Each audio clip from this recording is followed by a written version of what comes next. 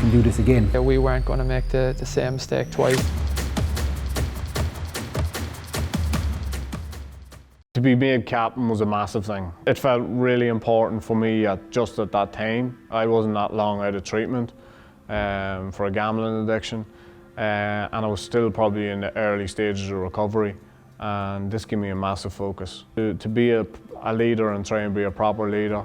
I wanted so badly to win an All-Ireland and to be an All-Ireland champion within my own right, and we very, very nearly blew it. When we went into the All-Ireland final, I wouldn't say we sleptwalk into it, but we were definitely slightly complacent going into that game. We nearly lost it. And being 3 points up with 4 or 5 minutes to go, we should have had the know-how to kill the game.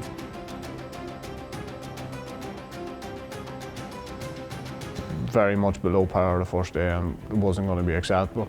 And we had more appreciation and more respect for Crokes, I think, after the first day. To be fair to them, they showed resilience and I suppose experience in that team. They ended up picking off the last 3 points and forced a replay, really. Still talking about the steps that I take, because I've been in Kerry a couple of times.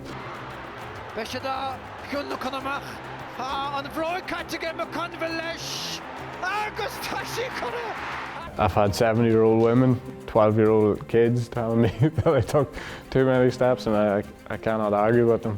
And then at the end of the game, it was, we'll say for the equalising point, it was very, very tough to take, to be honest.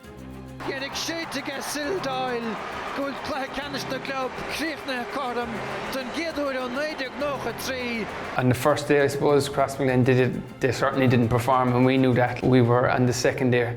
We were a bit fearful of it. They obviously put down a marker. They said, listen, we're not going to let these fellas in effect bully us, really. There was a calmness and a composure to what we were doing. We would have fancied ourselves with our inside forward line with Cullum and Kieran O'Leary. We felt the two of them inside were a potent inside line. They were just running in droves, and it was just running, and we weren't able to contain that, like, you know. I think we were a completely different animal in Portlaoise. They hit us hard.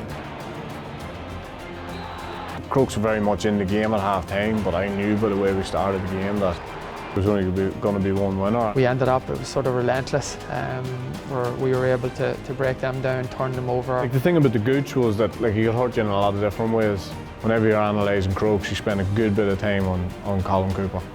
Fancy a fairly hefty tackle on the gooch.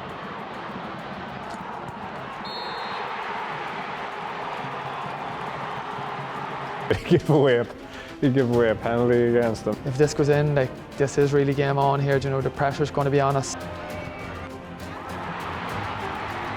Missed the penalty.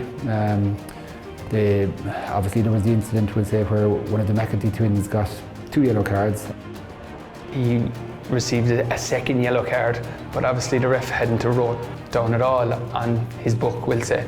So everyone was going mad on the line saying, look, he's already after been booked. Everything that could go wrong is going badly here. I remember even at one stage myself then getting up to get one from play, sort of fairly late on in the game, but it just didn't look like we were tiring after that. I think if anything, we started to just get stronger, and we finished in complete control.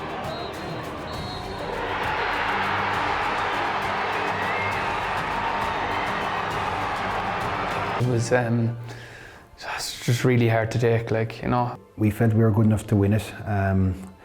We felt that we'd probably done enough the first day to win it. There's no prizes for runners-up. That feeling standing beside Oisín that day, I would have said maybe at the time, I'm delighted for you. That group, to see him and to see the delight that there was in his face, because it would have only been 12 or 18 months later, it would have been a very tough thing for him to come out and speak about a gambling addiction. At the final whistle, I didn't think anything about football, to be honest. There was a word that kept springing into my mind every now and again. I kept pushing it out before the final, and that was redemption. This is about football, but for me it was more than that.